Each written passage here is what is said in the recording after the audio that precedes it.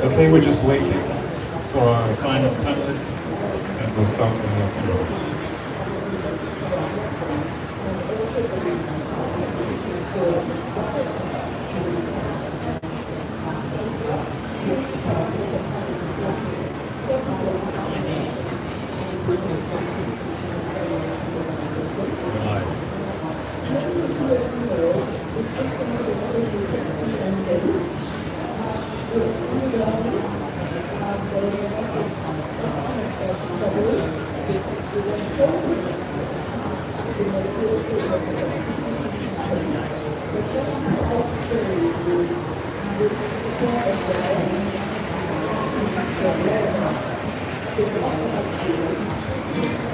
Okay, ladies and gentlemen, welcome to the second session here at the first ever Carbon Removal Pavilion at COP30. My name is Chris Sherwood. I'm the Secretary General of the Negative Emissions Platform, which is a Brussels-based association for the global carbon dioxide removals in the CDR industry. And I'm here today chairing this or moderating this session about how carbon removals integrates into industry value chains.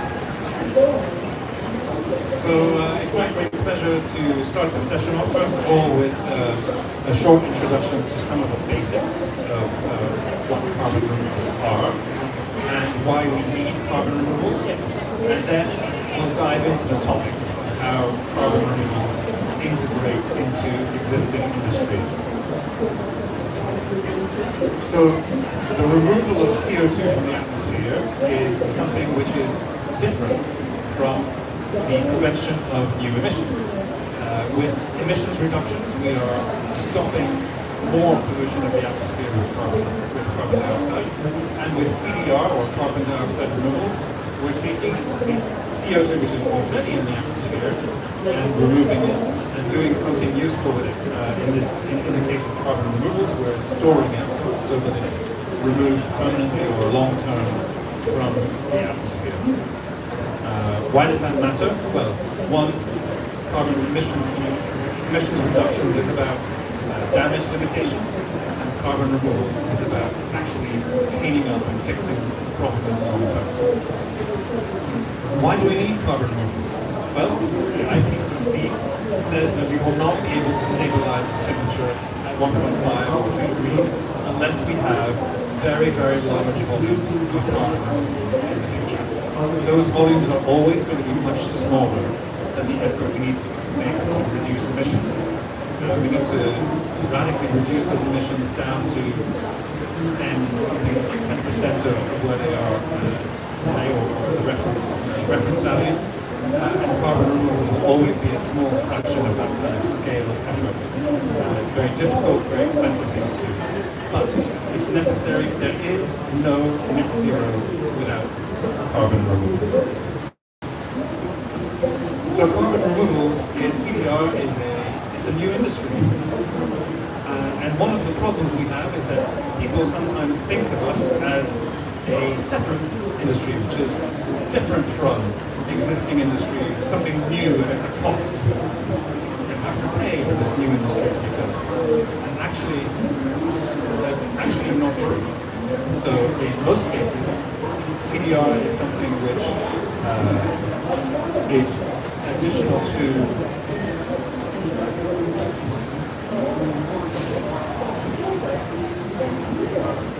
it's something which complements emissions reduction, but it's something which integrates into existing industries. It adds value to them. It solves problems that existing industries have, and it stimulates actually, if the right environment is put in place, that will stimulate the development of the economy in the direction that we want. There are so many examples of industries which will benefit from carbon removals.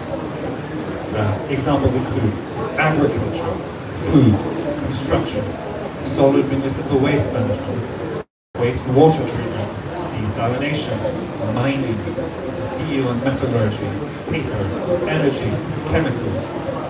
I'll just take one of those very briefly. We have representatives in the room from Belém, which is a Brazilian steel company. They use charcoal to run their steel making process instead of coke. And in making that charcoal, they actually create waste residues from the biomass that they use to make the charcoal, and they use those waste residues to they pyrolyze them and they create biochar. This biochar, it can be applied to fields, and it increases the farmers' yields and helps improve the soil quality. So what are we doing there? We're integrating into steel, we're integrating into agriculture. We're not only solving a problem that the farmers have, we're solving a problem that the steel makers have. They're developing revenues from this. They're making themselves more competitive by creating biochar and removing CO2 from the atmosphere at the same time. Classic example. What we're going to be doing today is diving deeper into 3 other ways of doing this, and those are the 3 companies that we have here on the stage. So I'm going to start going through them one by one. And the first is Ashish Kawan from Mati Karan. Ashish, maybe you can introduce yourself and tell us about what Mati does and why it's valuable.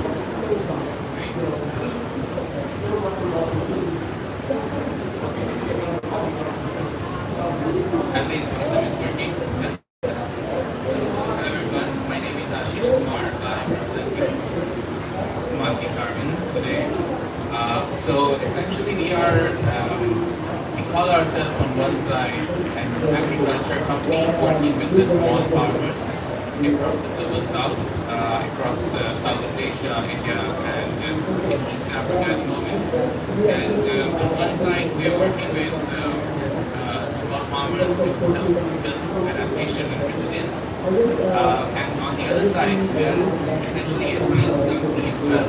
Because what we do is we take something which is naturally occurring, which is volcanic rock dust in the form of the salt, and then we sort of apply something called a naturally occurring process called enhanced rock weathering, which is really all about accelerating the natural process that already happened for a particular area. If you look from a natural nature perspective, photosynthesis and